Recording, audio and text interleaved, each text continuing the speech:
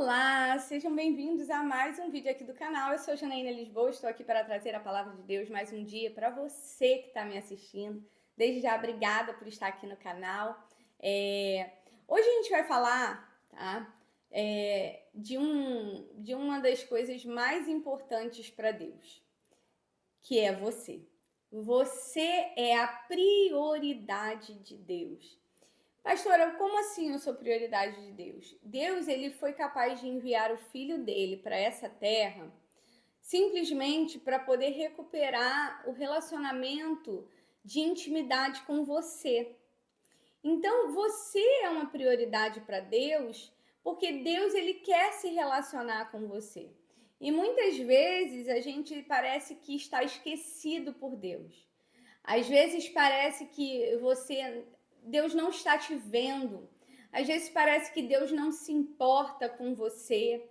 Às vezes parece que você tá preso, né? As pessoas te acusam, as pessoas viram a cara para você, as pessoas fingem que não te vê. Mas deixa eu te falar uma coisa, você se preocupa demais com o que as pessoas pensam, quando na verdade você deveria se preocupar com o que Deus pensa de você.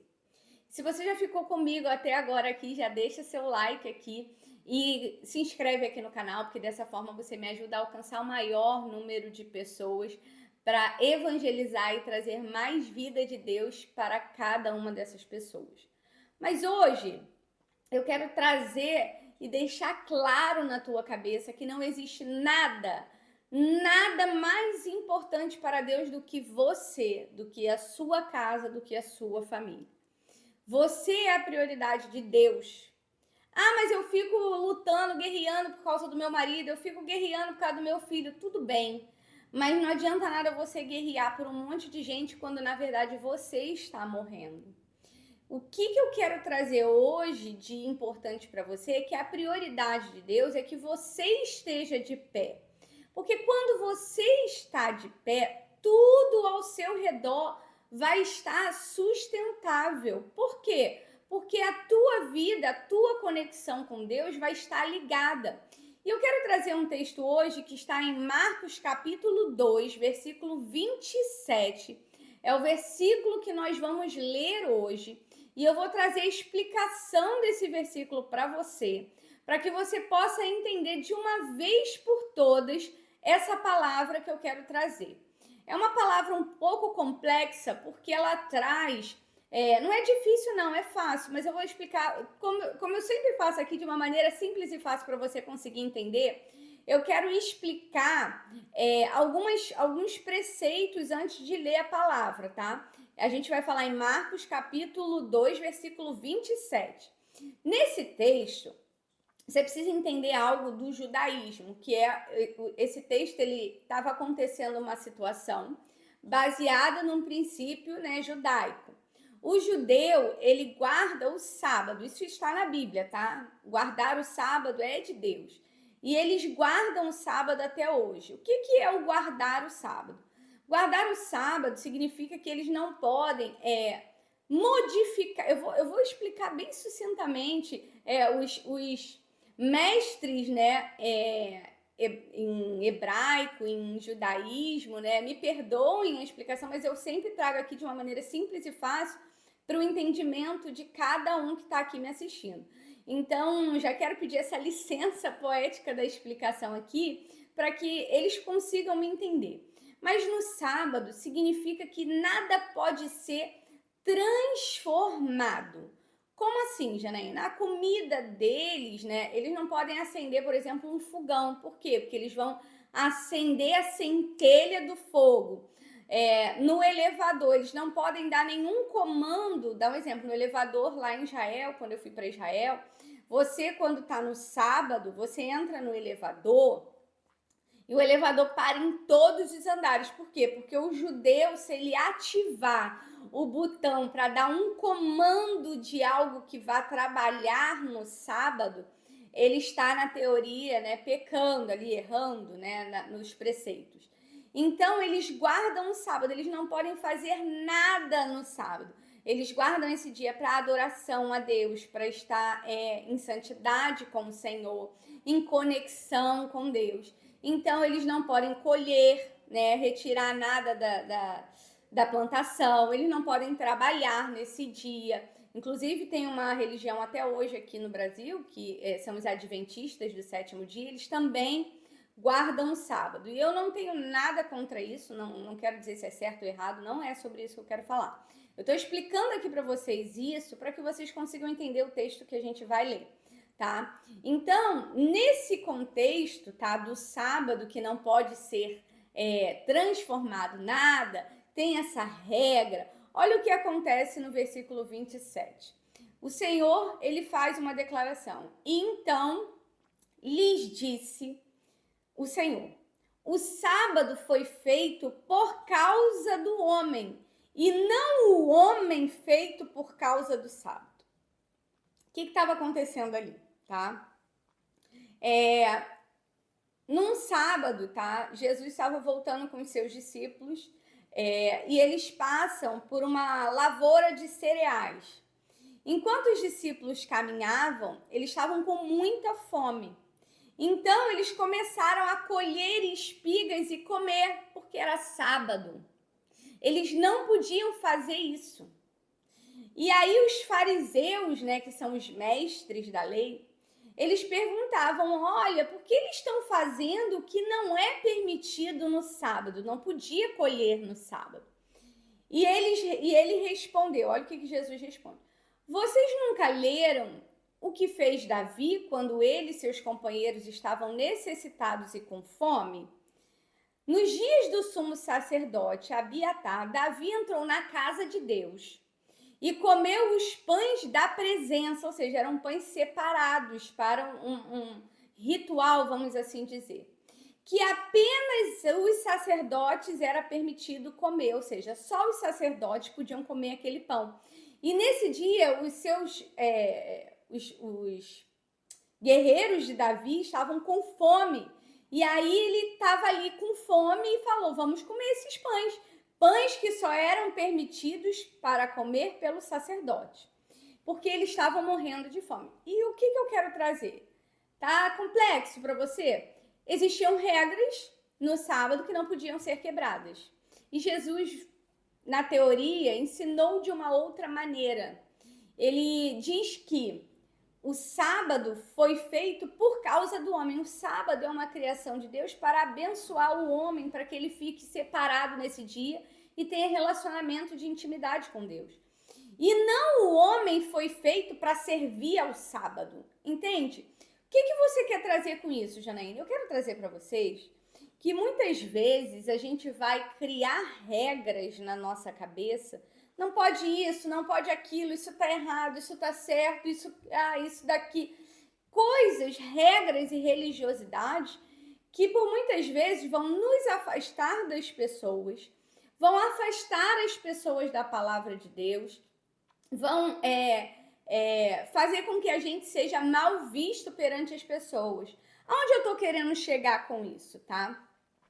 Quando eu era recém-convertida, as pessoas falavam para mim, não pode isso, não pode aquilo, não pode aquilo outro, não pode aquilo outro. E você não conhece a palavra de Deus, você acaba se prendendo a rituais que, na verdade, não estão conectados com a palavra de Deus. Só me fizeram bloquear o meu entendimento sobre o meu relacionamento de intimidade com Deus. Por exemplo, tá? Tem igreja que proíbe brinco, tem igreja que proíbe cordão, tem igreja que proíbe batom, tem igreja... E nada disso está escrito na Bíblia. Pessoas seguem rituais por pressão, por imposição, e esses rituais não estão na palavra e só afastam você das pessoas, da religião. Eu me lembro que eu sempre gostei de ir em igreja evangélica, sempre. Mesmo sendo espírita, mesmo indo na Umbanda, mesmo frequentando esses lugares, eu sempre gostei de ir na igreja evangélica, mas tinha igrejas que eu ficava assim, Deus me livre de viver isso. E não tem nada a ver com Jesus, é isso que eu quero trazer nessa palavra de hoje. não tem nada a ver com aquilo que Jesus instituiu. Então ele está falando, o sábado foi feito para abençoar o homem e não o homem para viver preso ao sábado, entende? E aí é que eu quero que você entenda, existem coisas que Deus vai falar com você especificamente. E Deus não é porque falou com você especificamente que ele vai falar com todo mundo da mesma maneira. Eu quero dizer que Deus, ele tem a sua multiforme graça. Haviam homens com fome junto com Davi, e eles estavam com fome, tinha o pão lá da presença, que só os sacerdotes podiam comer. Então significa que o homem tem que morrer porque ele não pode comer os pães da presença? Você está entendendo? Não, ele foi lá e falou, vamos comer, porque senão a gente vai morrer e não vai cumprir aquilo que Deus mandou a gente cumprir. Você está entendendo? Então, existem coisas que a gente precisa conhecer na palavra para conseguir enxergar aonde Deus quer a gente, o tipo de relacionamento que Deus requer da gente. Então, muito cuidado, por quê? Porque a prioridade de Deus é você e não os rituais. Eu já me afastei da presença de Deus, e um dia eu vou contar essa história para vocês, por causa de rituais, gente. E porque eu não conhecia a palavra. Por isso é que eu trago a palavra de Deus aqui, para poder mostrar para vocês, gente, cuidado com aquilo que as pessoas falam. Isso tudo que eu estou falando aqui para vocês têm que ir no texto e ler, porque é dessa forma que Deus vai libertar o entendimento de vocês. E é assim que o Senhor vai libertar a tua mente para que você possa receber o novo. E aí, o interessante é que ele fala no versículo 27, o sábado foi feito por causa do homem. E não o homem por causa do sábado. Imagina, eles estavam voltando da missão de pregar o evangelho, de pregar a palavra de Deus. Imagina eles ficarem com fome, cheio de espiga ali do lado para eles poderem comer. Ah, não vamos comer, vamos morrer de fome, porque hoje é sábado. Você entende que foi a religião que aprisionou isso na mentalidade das pessoas? Existem coisas que nos aprisionam. E existem coisas que Deus vai falar especificamente conosco. Pastora, você está falando que a igreja XYZ está errada? Não, jamais. Vou dar um exemplo para você, tá? Existem igrejas que é proibido você mostrar os ombros. Existem igrejas que para a mulher é proibido mostrar as pernas. Os homens têm que ir de calça social, blusa social, mulheres ir com vestidão. Mas se você for buscar na raiz da igreja, vou dar um exemplo para você, tá?